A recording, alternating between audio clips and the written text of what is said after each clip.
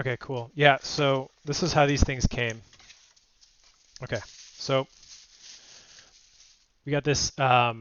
This is a 6S unit, right? So two cells, 4 cells, and then two on the other side. So 6S. So it'd be like a equivalent to like a Dyson kind of battery 6S, not like a DeWalt 5S.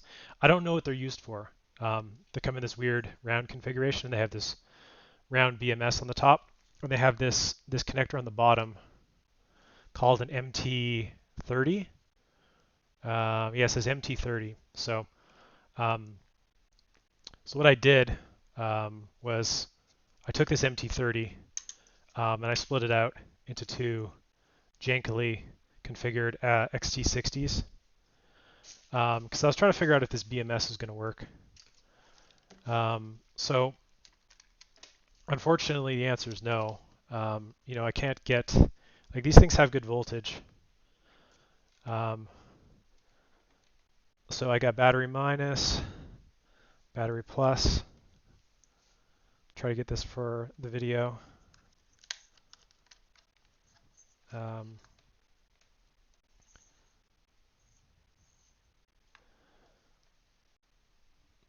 let's see, battery minus, battery plus. This is a really weird way to do it. I just go like this. Okay, fine, that'll work.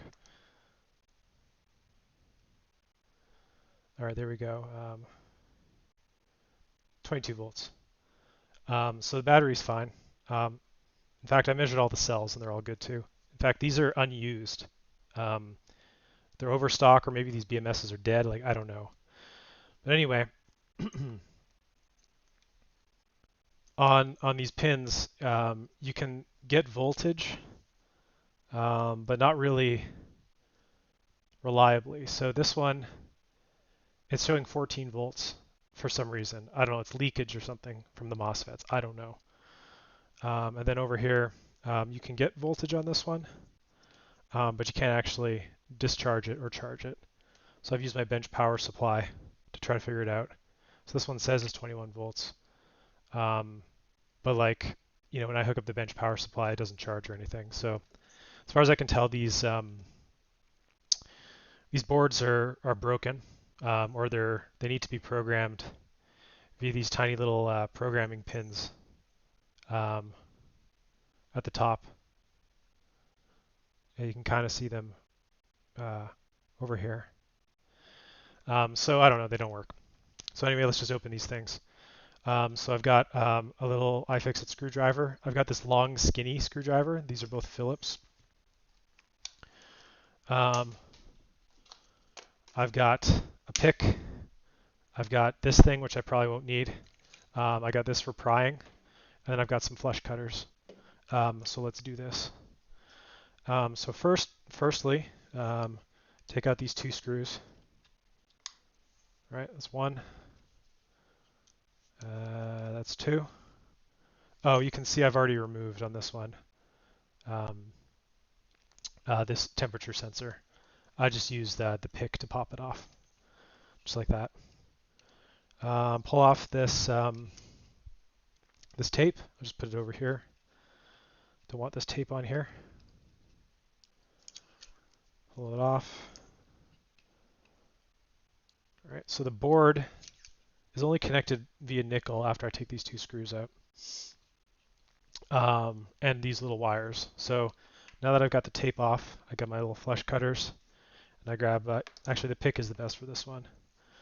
So what I've been doing is I've been keeping these wires long because I thought, okay, well I can reuse these BMSs, but the answer is no, you can't really. So cut it off, pull it over. It's nice to prop them up, makes it easy to cut. Pull it over. There's 3 of them. And that is, so now they're basically disconnected, allowing the BMS to be popped up. So now I take this pick, and I kind of just try to work my way in to the side here, just squeeze it in there. And then you can kind of you can make a little tiny gap, and then you can kind of just pull it up a little bit. Once you do that, then they kind of come out, kind of comes up pretty easy. So you can see I got a gap there now. And you can see a little connection, a little nickel connection there. So next, take the big pry thing, kind of pry it up. I have 40 of these. So pop these up, like this. And once I got a little bit of a gap, I got my flush cutters. Just go in here. Oh, hold on. Gotta remember safety. Okay, especially now that I'm cutting stuff. All right, so that's 1, that's 2, that's 3. And then there's the really hard one, which is over here. So I'll push it up a little bit.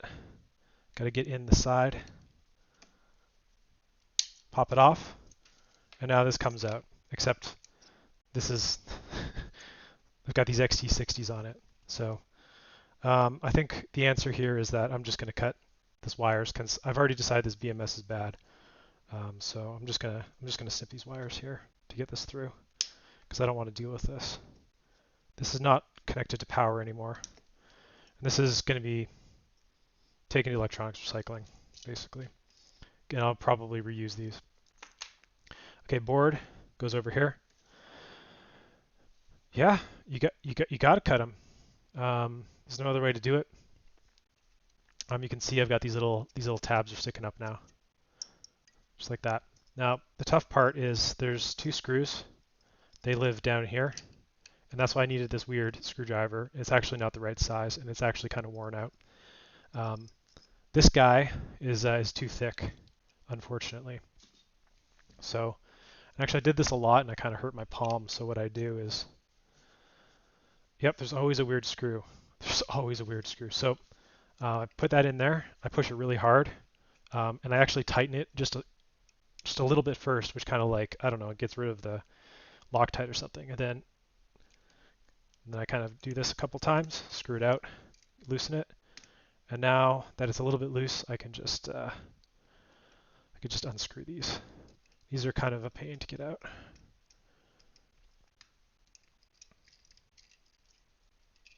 There we go, that's one.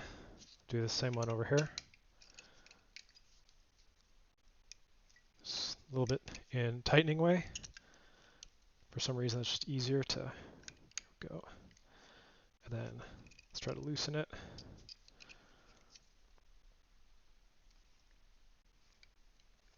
Okay, there we go.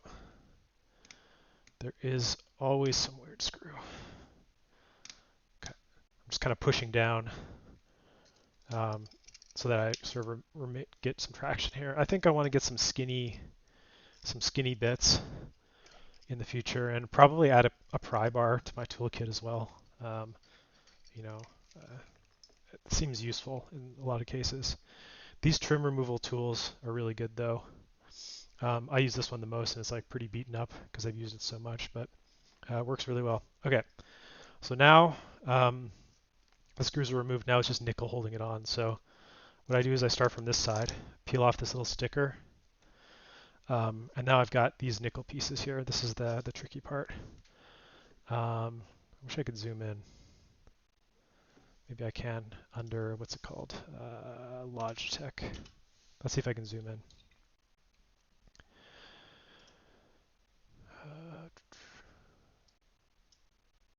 Oh yeah, look at that. Perfect. Okay, so this is what I'm going to do. Right, pop up these ends. And the nice thing about these 30Qs on this one is there's an additional insulator ring on top that makes it way, way easier to do this. So what I do is I pop up these ends first, like this. There we go. Like that. And now that they're popped up, it's a little bit easier. So, and what I'll do is start with the negative. They're a little bit easier to work with. I'm just going to wiggle it a little bit. And there's 2 tabs. So I'm going to try to get under the tabs a little bit because I don't want to leave too much nickel on it. So I kind of just go in there with the flush cutters, try to loosen it a bit. It gets a little bit easier once you get one side up. See, I lost a piece. So that's kind of sucks, but it's fine. It just means a bit of additional work at the end. All right, so that's off. The reason I start on the negative is less likely to short on the negative. So I got 2 little burrs there. one camera. And now I've got a positive section that's kind of sticking up there like that. And then what I do is I kind of squeeze the little part that I lifted up before, and the part that I just sort of like freshly lifted as well. So there's a long part and the short part. So kind of squeeze them down. It's really hard to see because I guess the resolution's low.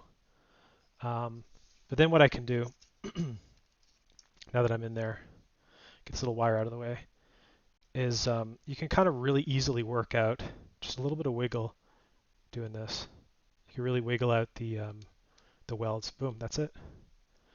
That's one of them removed. And there's not a lot left on this one. All right, so now I'm going to blast through these other two.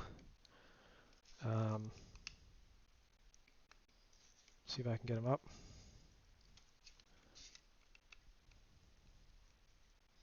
There's one. There's another. Pull it up. Do the same squeeze technique over here. Wiggle it out. Bam, done. No, don't offer me a promotion, Brian Brady Def. Yeah, I'll show you the additional steps I do to get some nickel off. This will be done in a couple of minutes.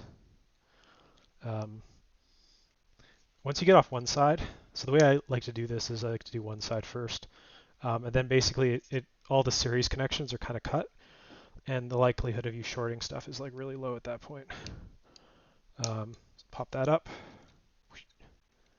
do a little squeeze, look at that, to try to get additional leverage on the old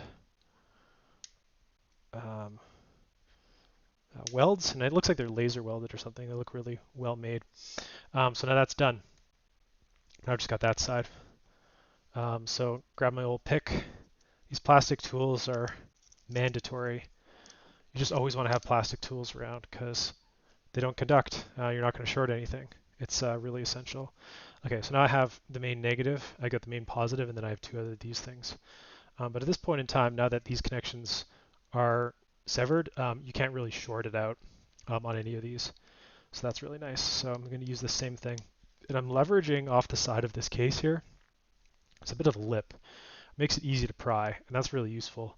If you try to pry against the cell itself, that's often when you short it. And that's no good. Yeah, if you want to pull out a Dremel and you want to polish off the top, you can do that. It's a bit of work, so it can be tricky. Depends on how much time you want to put into this stuff. So I've lifted these things up. I'm going to start with this one. There's a little tab here, so I'm going to fold that over with my my little pry tool. A lot of this comes down to like you don't want to spend too much time, right? So you really want to get into like a flow on how to do this. I like the idea of using a Dremel because like you kind of have like a bunch of phases here. Like one is like you extract the cells and you put them in a box, right? And then the next step is like you maybe clean them up and test them, right? So you can just kind of get into this flow of extraction, do a whole bunch of extraction, and then later you can go do cleanup and testing. So just like last time, I'm going to squeeze these little pieces here, give them a wiggle, pops off nice and good. Boom, so good. All right, we're almost done here. All right, just want to get in here. This is not super clean, but it's pretty clean. If I had a higher resolution camera, you know, I would show you, but this thing is only doing so much. It's not really focusing. I don't know why. Anyway, looks pretty good. And then actually, I can separate this now because these ones aren't connected, but I'm going to remove them anyway because I like the plastic cell holder to help me out. You know, back when I thought the BMS was going to be useful, I was like making sure that these cell holders were pristine so that I could sort of like sell them at like, you know, 50 cents a pop with the BMS in bulk. I was hoping to get rid of them on eBay, and mostly just because I didn't really want to waste them if they're good. But given that I can't get these BMSs to work I think I'm just going to have to bring them to electronics recycler. And then these plastics are just going to have to go into, actually, I don't even know if this particular, I'll have to look and see what kind of plastic this is, see if it's recyclable or not. But it was already garbage when I got it, so I don't feel that bad about it. It's actually crazy because these are brand new. Well, they're not brand new, but they're unused, right? So these are like overstock or something, or BMS failed. Like who knows? There's no real explanation. I got these from Battery Hookup. They're sold out now, but this is a pretty good deal for Samsung 30Qs. They all come at the same volts, 3.3. It's really good. Okay, so now that's it. I mean, hacking BMSs would be really good. Okay, so now I pull out my cells. I've tried to charge this. I charge this directly on the positive and negative post using my bench power supply.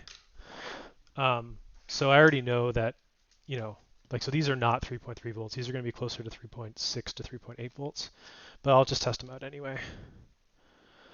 So we've got 3.64. Like these are all like really good cells. They're going to test full capacity 3.64. They're all going to be exactly the same. 3.64. So let's see where this is going. 3.64. 3.64. And 3.64. And then what I do is, because there's a bunch of gunk on here, I take my pick and I just kind of like do a little slide here just to kind of clean it up. There we go. And I put these aside, you know, into a box where I'm going to test them. So the bottom of these are looking pretty good. Sometimes I'll just take the flush cutters. And these things, like, these are kind of consumable, honestly. Like, you kind of wear these things out over time. But when they're new, let's see which one is better. This one might be better. They can shear off some stuff. So suppose I get in there, give it a little bit of elbow, and I can kind of shear off the remaining nickel, the small amount that's there. Just, you know, a little buff with a Dremel would make it a little bit better too. This one's actually pristine. It's probably the main negative. This one's really good too. So these ones actually separate really nice. The nickel's not too strong. I think these cells are probably going to be rated for, like, these packs are probably doing 5, maybe 10 amps tops. So the nickel's not really strong. When you're extracting power cells from like Dysons or something, it's like the nickel is really thick. All right, so here's another bit of gunk. So I'll just scrape that off a bit. And the wrapper does have a little bit of a deformation in it there. Just a little bit. It's nothing to worry about though. Perfect. I think it's my last one, so I'll just go do it on camera since we've got it. What I'll do is I'll just start with these annoying screws.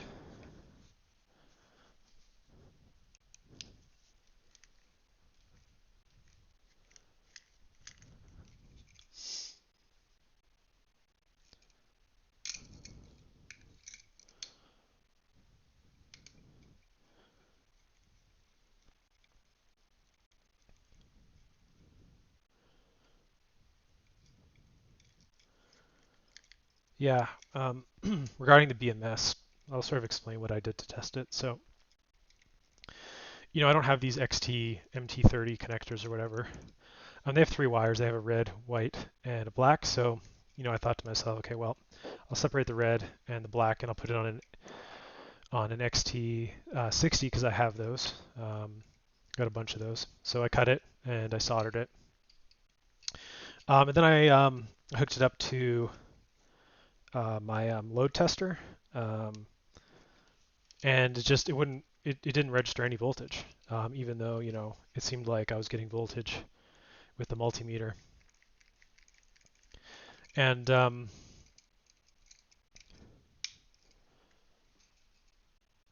so I thought, okay, well, I'll go check the top, right? Because the top's got these contacts here for the wires here.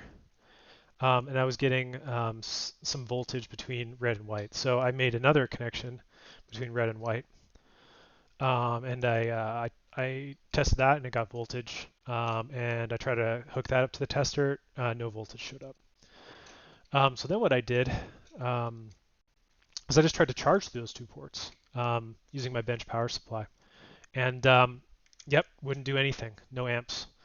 So I thought, okay, well maybe I just need to, maybe the cell voltage is too low and I need to activate this thing. I just need to give it a bit of juice. So I soldered on 2 wires directly onto the B minus and B plus where I could get voltage, hooked up to the bench power supply. And of course that took um, voltage because like why not? It's just direct battery contacts. I'm bypassing the BMS. I charged that up uh, about 2 amps for about 30 minutes, maybe 20 minutes. And I got the voltage above half, right? It was around 3.6, 3.7 volts. And I was like, okay, I'm going to try it again, right? So I tried the 2 ports attached to the BMS, was unable to charge and unable to discharge on both of them. And that's when I was like, okay, well, if I can't get this far, there's not going to be a lot of value to anybody that's going to use these BMSs. So that's unfortunately the way it is. The cell holders are salvageable for anybody that wants this weird circle config. I feel like it's not that useful, honestly. But I don't know. Maybe I'll just keep the cell holders around for another project if I need one. Okay, there we go. That's one out. These get stuck sometimes. So yeah, it's kind of a shame because I was thinking, oh, I mean, a lot of people might want to power some, 24 volt electronics, with one of these little things. BMSs can cost a lot of money. So it's like if I can sell all 40 of them, for like, you know, $15 plus shipping, it's like, and someone get use out of it, like that'd be pretty nice. Okay, I'm going to pull off this here Kapton tape. Just like this.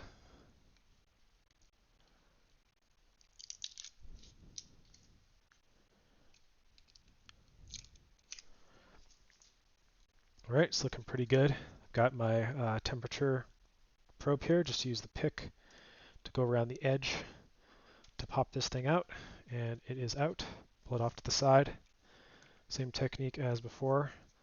Put the wire like that, make a gap, fold it up, rotate, pop it up, clip, fold it, rotate, pop it up, clip, fold it, and we're good.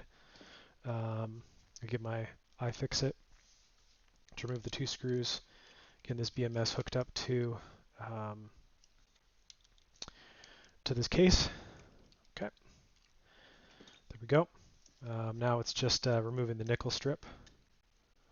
Actually, I should mention the first pack that I used here.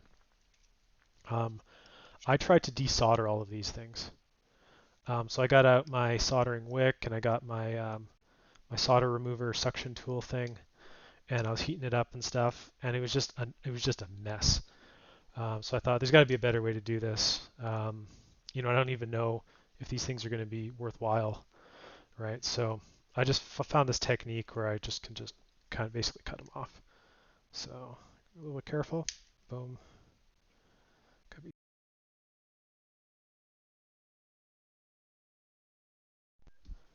Got to be swift here. There we go. There's 4 of these nickel pieces. Pop it up just a little bit. Okay, so I can get my tool in there. This last one is a tricky one. Okay, let's go in there. There we go. Pull it through and that's it. It's extracted. Okay, and I'll just blast through this one real quick. Peel off that. Get my my flush cutters. Pop, pop. The tools make a big difference. Flush cutters are essential. Not just wire snips, but these flat ones. The little flat section. Really essential for this. With a nice sharp pointy tip.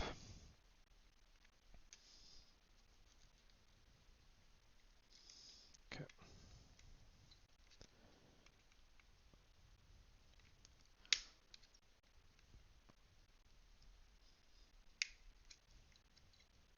Could have done a little bit better on that one, but it's not bad. Squeeze, squeeze. The squeeze kind of partially removes the weld, so that's nice.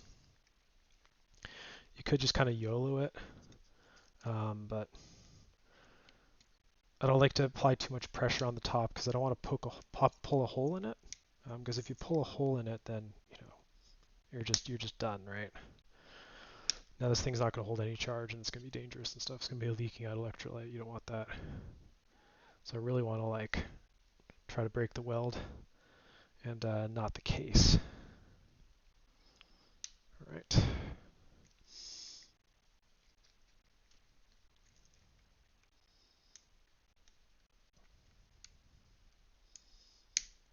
That's one. That's two. Pull it up. Actually, another interesting part on this one is this is actually a cell. This is actually a fuse, this thing right here. So I guess if you pull too much current through this pack, it will actually disconnect itself. It's a good design. I mean, I kind of like this pack. It's very well integrated and whatever. I don't know what it's used for, and they also chose good cells. Like these 30Qs are really great because they can do 15 amps continuous, but still have about 3 amp hours of capacity. It's one of my favorites. I also think Samsung 25Rs are really good, and Sony VTCs. Those are good balance between power and capacity. This is really good for capacity, and a little bit less good for power. So I don't know if I'd use this in like a tool pack, but they're really good for e-bikes and stuff. I'm actually going to use these to build a really big e-bike pack. I'm going to have 9 in parallel, so I can do over 100 amps through the pack, which I probably won't need. If you're going to do something like that, you might want to go for like a 3.5 amp hour battery that can do like 7, maybe 10 amps, because like most of these e-bikes, like they don't take that much. The laws kind of state that you can only really do 5, maybe 750, 500, 750 watts nominal, with a little bit of a peak here and there. So if you have a really big pack and you have a bunch of cells in parallel, then each cell doesn't need to perform that well. So if you put 3.5 amp hour ones, then you can have just really big capacity and go really far. That's why you see things like LG MH1s or something that are 10 amps, but they're a little bit lower or a little bit higher in the capacity, like 3.2 amp hours, or 3.5 amp hours. I think my favorite cell right now, haven't gotten any of them, but Molicell's got a good P28A. It's pretty new. It's 2.8 amp hours, and I think it does 35 amps or something. Like that is like a really good balance between power and capacity. That would make a really good tool battery. I have some other Molicels, but they're 2 amp hours and only 20 amps.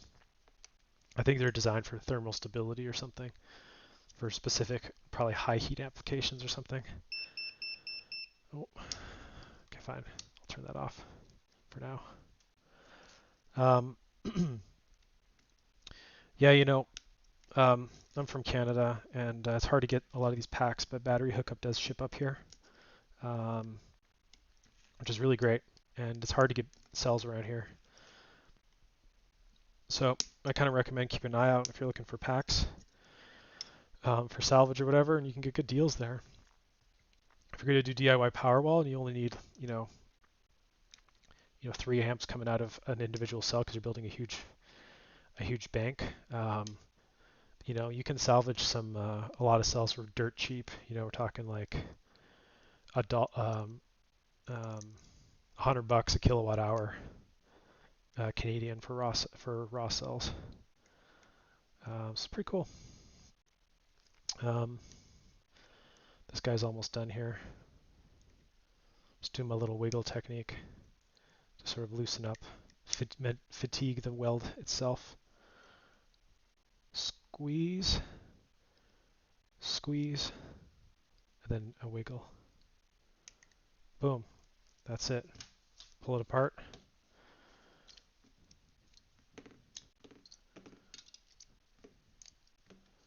Okay.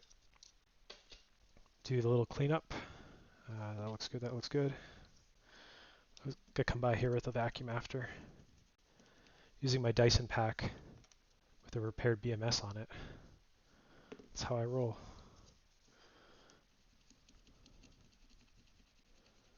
Scrape this off. You don't want to damage the cell, the wrapper, because then you have to like put a new wrapper on it. It's just like kind of annoying.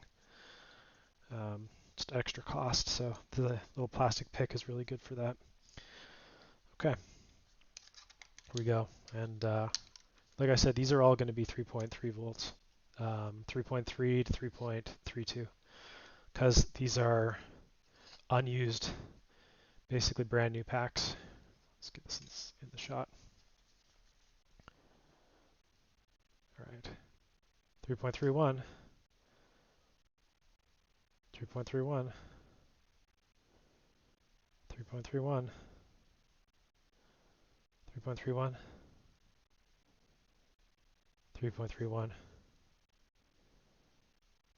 3.31. I told you, this is good stuff. These are unused. These are going to rate full capacity. Let me get my zoom back out. Yeah, and you know, like I said, I've got 40 of these, and it's got a box. You know,